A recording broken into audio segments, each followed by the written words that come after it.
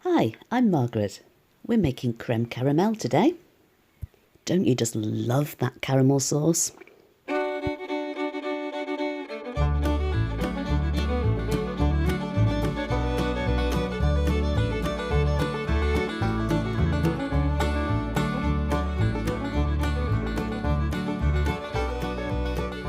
For the caramel, I'm using golden caster sugar. It's made from unrefined sugar and it has a lovely buttery flavour. Pop it on a medium heat and let it be. I promise you, you will be tempted to stir it, but don't. If it's stirred, you'll get crystals.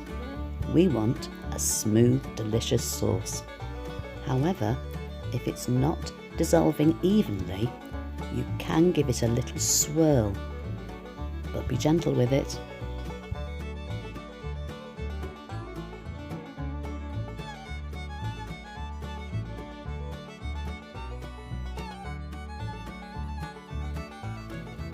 You'll see the colour darken as it bubbles, and the caramel smell will become more intense. At this stage, give it a stir and check the consistency.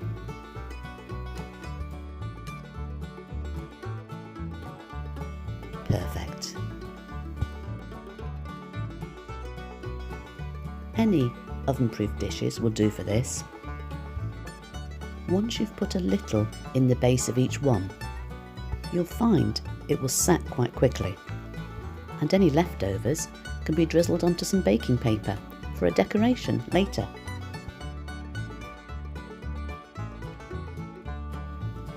The light brown sugar adds a beautiful flavour to this custard and complements the caramel really well.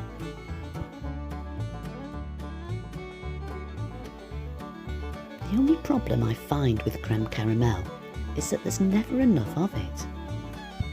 One day I'm going to make it all in one bowl and make a giant one.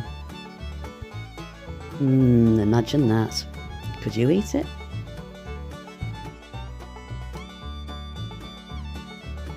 Now, while you're mixing this, pop the milk and the cream on the stove to warm. Remember to take it off the heat before it boils. The secret to making the best custard is to add the creamy mixture slowly while whisking all the time. If you forget to do this, you might end up with scrambled eggs instead of custard.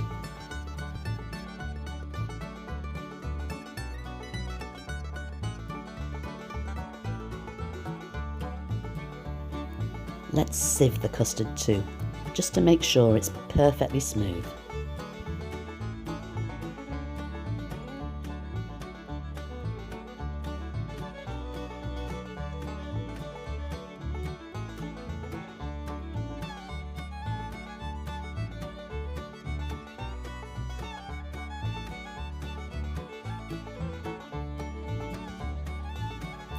There we go, nearly ready for the oven. We need to pop these into a deep tray before we take them to the oven.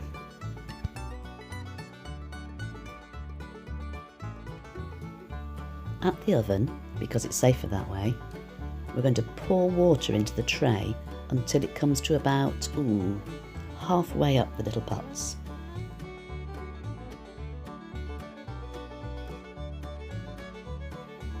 Once they're cool enough to touch, pop them onto the cooling rack, and later on pop them into the fridge for quite a few hours. I like to make them the day before and leave them overnight in the fridge. Before you serve them, they'll need to come back to room temperature.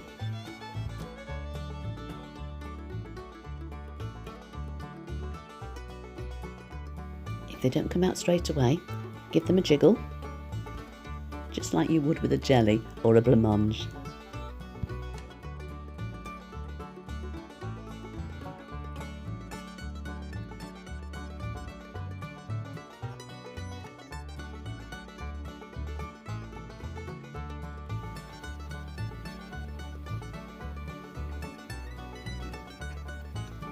Well, there we go. I do hope you've enjoyed making crème caramel with me today. I'm so looking forward to sharing another delicious recipe with you next week. So take care, have fun, and I'll catch you on Monday.